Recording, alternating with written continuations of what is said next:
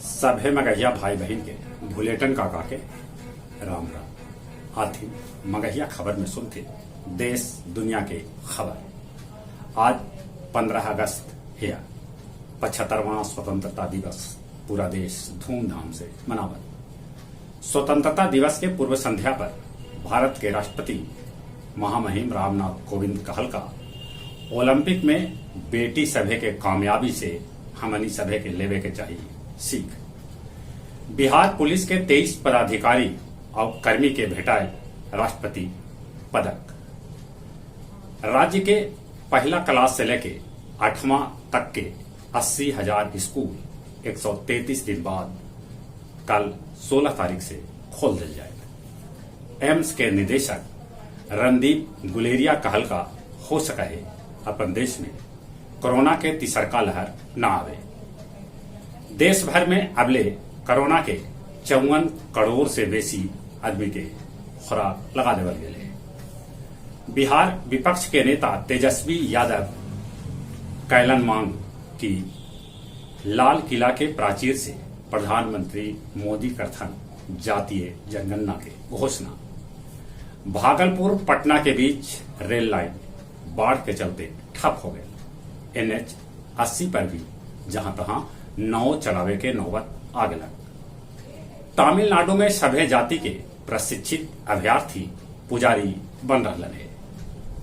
भगोड़ा विजय माल्या के king Fisher house 52 crore में नीलाम कैल गए। फतुहा नदी थाना के कच्ची दरगाह भीर गंगा के मझधार में नाव में करंट आवे से 25 आदमी झुलस गए। बापू के सर्वोच्च अमीर की सम्मान देवे के प्रस्ताव पेश कर गए। काबुल पर तालिबान हमलावर राजधानी से 11 किलोमीटर दूर रह गए। जंगल में आग बुतावे में रूसी विमान दुर्घटनाग्रस्त हो गए, जगह में 8 आदमी के मौत के भी खबर है। चीन और जापान में बाढ़ से भारी तबाही है, कितने आदमी के मौत के खबर है। गया के ऐतिहासिक गांधी मैदान में प्रमंडलीय आयुक्त मयंक बाखड़े करता झंडोत्तोलन। परैया के कष्ठा गांव में होल नाग देन के दाह संस्कार ओकर बूढ़ बाबूजी देलन आग। बोध गया के मियां बीघा के एक साथे 10 आदमी लापता हो गए। एकरा में 2 गो सगी बहन, 6 गो लड़कन और 2 गो युवक शामिल है।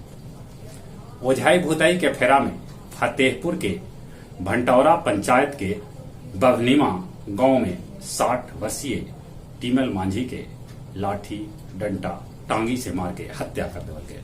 और कुछ खेल के समाचार।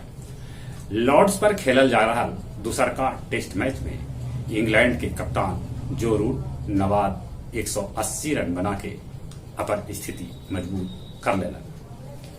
अंडर 18 महिला तीरंदाज पोलैंड में चल रहा विश्व तीरंदाजी में जीतलक 3 गो गोल्ड मेडल।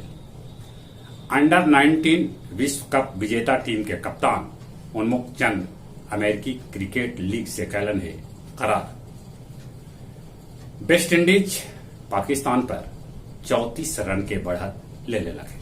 जहां तक मौसम के सवाल है, मौसम के मिजाज गर्म है।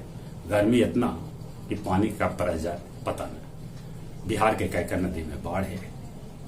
कोरोना से बचे ले मुंह होना पर मास्क लगाते, सोशल डिस्टेंसिंग के पालन करते, दिन में 4-5 बेर निमन से हाथ धोते। जो उम्र 18 बच्चा से ऊपरे है तो कोरोना के टीका जरूर लेते। चली एक बार फिर से अपने सभे के भुलेटन काका के राम राम।